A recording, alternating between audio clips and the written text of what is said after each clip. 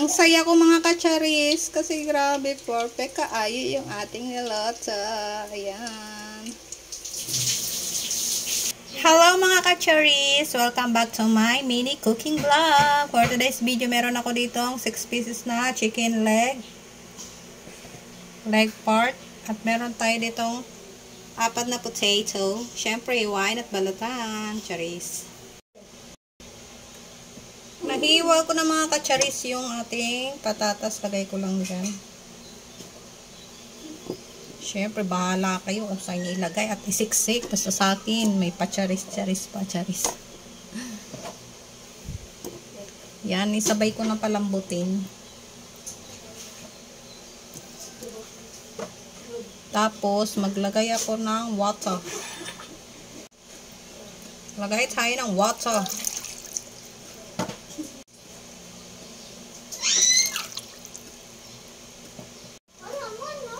Kalawat kalahating tasa ng water. Lagay ako ng asin mga kacharis. Konti lang. Siyempre takpan natin. Nauna pang magtakip bago magsindi ng kalan. Sindihan at pakuluan at palambutin yung patatas and chicken. Check na natin mga kacharis ang ating pinakuloang chicken and potato. Ano daw? Potato. Charis. Potato. Siyempre, hindi pa siya hinog, charis. Hindi pa siya luto. Hinog talaga, no? Hindi pa siya luto. Pakuluan ko pa ng mga 5 minutes. Check na uli natin mga kacharis kung malambot na yung ating potato. Malambot na siya. Pwede na siyang hanguin. Siyempre, iwan natin yung shaken. Kasi yung shaken is hindi pa siya gaanong malambot. Salin natin dito sa lagayan.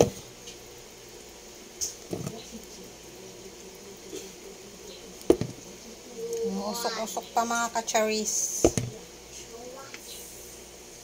Masarap tong recipe na aking lulutuin.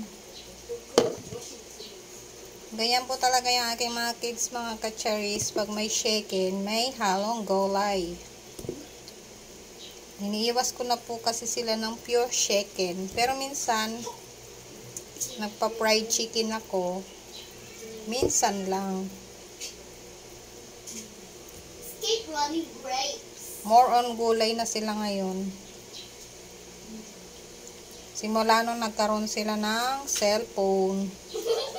Kasi, ang panakot ko guys, ay kukunin ko ang cellphone at ipa-flash ko sa, alam nyo na kung saan. So, yan, marami na silang gulay na nakain.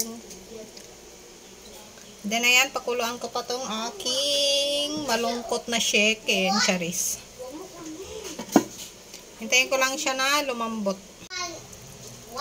Patayin ko na yung apoy mga kacharis. Pwede na yan. At palamigin ko yung shaken. Siyempre, lagay natin sa mengkok. Ayan. Lumiit na yung shaken kasi yung manteca niya is nakalabas na.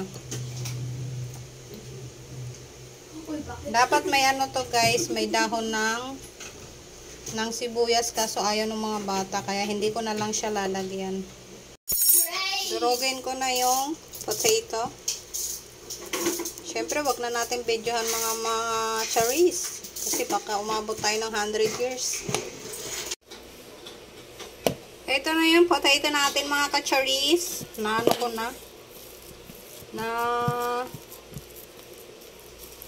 ko na. Sakit sa kamay, oy. Wala kasi ako yung pang-durog. Imayin ko naman tong shaken. Dili ko na rin videohan ba kay masyado ang ating video. Mainit-init pa naman siya. Itong buto guys, ay itong buto Itong mga buto, mga kacharis, hindi ko to itatapon kasi magagamit ko pa to. Ngangat-ngatin ko mamaya, charis. Ito na yung aking potato. Tapos ito yung chicken. Lagay ko na. Lagay ako mga kacharis ng magic sarap. Kaunting asin. Kaunting paminta powder lang kasi yung bata ayaw nila ng paminta. Lagay ako ng kaunting crispy fry mga kacharis. Kaunti lang.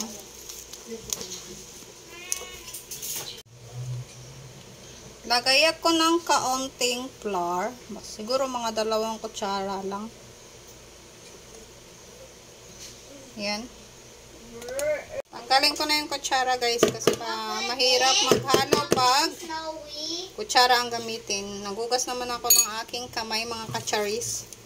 Siyempre, mix natin hanggang sa ma-mix natin yung mga ingredients niya. Tatlo lang pala ginawa ko guys kasi nga wala pala akong breadcrumbs. Nagpabili pa ako sa anak ko kaso mamayang hapon pa siya uwi kasi nasa school pa. Kaya 3 lang muna yung ginawa ko. At ito yung natira. Syempre yung buto. Mamayang hapon ko na to iluluto uli. Nagpainit na ako ng mantika dyan sa aking aesthetic na lutuan, charis. Ito yung nagawa ko guys. 3 lang.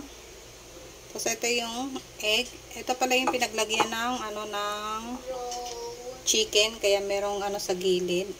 Kaya naman meron na naman mangbash dyan. Ang dumi ng mangkok mo. Explain lang para maaga. Siyempre, dip muna natin sa egg yung ating ginawang chicken. Magugustuhan to ng mga kids nyo guys. Then, next is dito sa breadcrumbs. Sayang, di ko magagawa lahat kasi nga kulang yung aking breadcrumbs.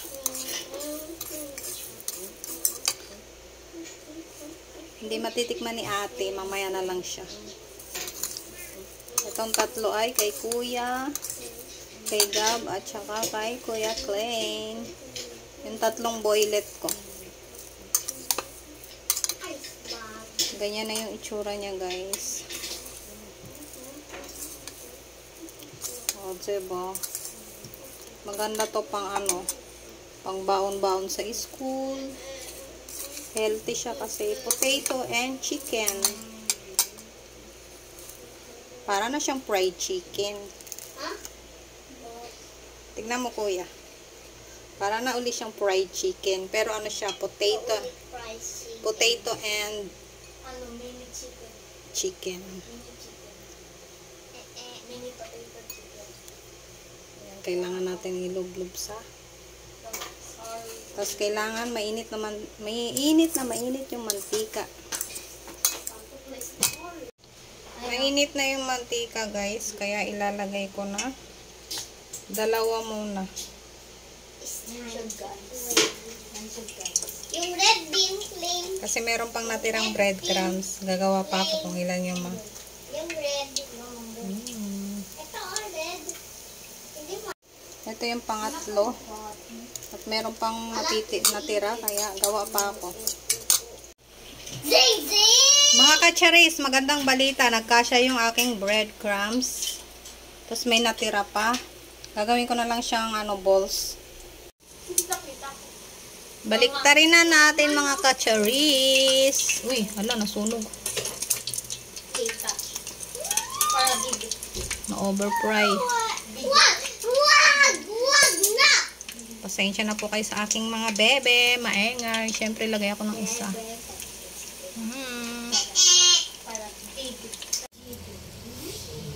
Luto na tong isa mga kacharis.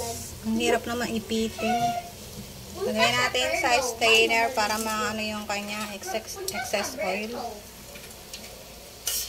Zing zing! Ang hirap talaga mag-video ng walang cellphone. holder. Akin na nga ligid mo. Lagyan tayo ng isa hanggat may space. Ano yan? Hindi yan sunog mga cherries ha. Ayan Nakagawa tayo ng recipe ngayon. Ko TNT. Ayan na mga ka-cherries. Dalawa na yung aking naluto. Perfect. Diba? Ayan na mga ka-cherries. Dalawa na lang yung may steak. At saka lagay ko na to. Natirang mga binols ko na lang. Kasi wala naman tayong buto ng shaken. Kaya balls na lang. Eto na guys. Yung ating... Eto na mga ka-cherries, ang ating chicken and potato recipe.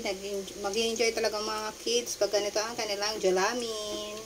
Julamin. Ayan. Ano julamin? Julamin.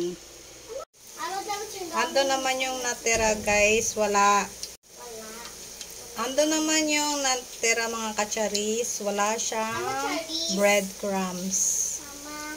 Niluto ko na lang din kasi kung hintayin ko si ate yung ganyang kakaunti lang naman na yun, kaya niluto ko.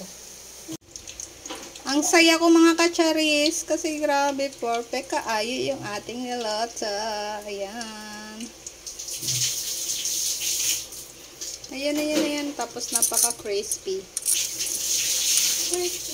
Diba? May kasamang buhos dun sa CR. Yan na, kainan na, kain tayo.